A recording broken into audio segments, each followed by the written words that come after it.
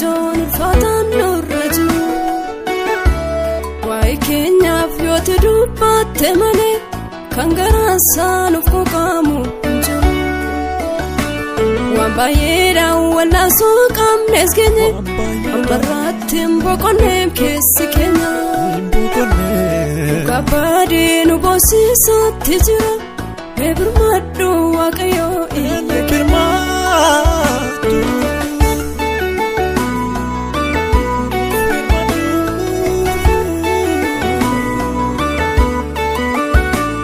Utumada Mida Morma Fayne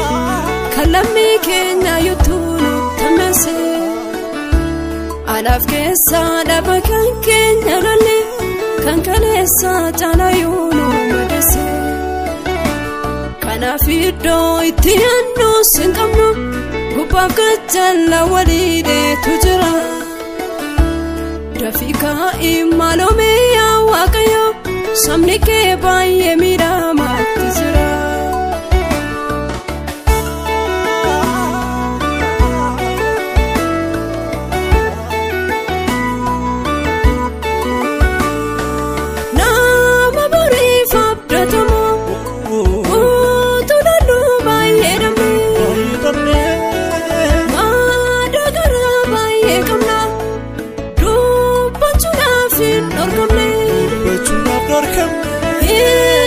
Sini wakayo, ya Kenya flow firmadu, ya Kenya fisanu mi degedut, murti akame nunadu. Sini wakayo, ya Kenya flow firmadu, fisanu mi degedut.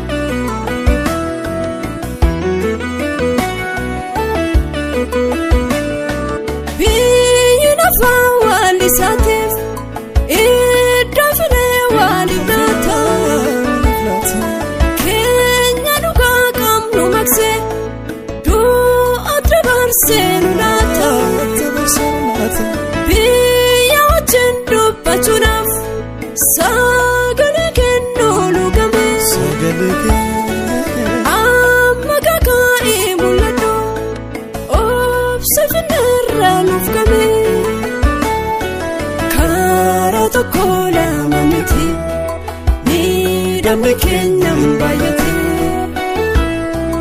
Kafi Kenya ikan argata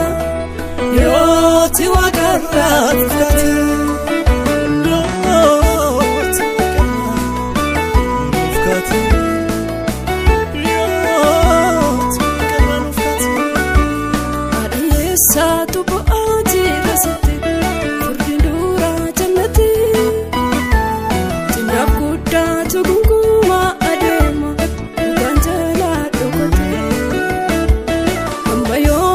Takasitin jirana Goftautu sikamnu Rakasi sagara Kenya gube Sifamtunda dabamu Ada yesa tubo ajira siti Furdindura jallate Tinab kuda tugunguma adema Uganjala dukate Amma yomi takasitin jirana Yesusutu sikamnu Rakasi sasaba Kenya mide Sifamtunda dabamu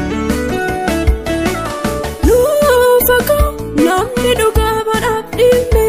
Kajeruma fachetu Nufaka namni dalota finafe Borisaf dabatu Nufaka namni bidena Jallinati garasan kendine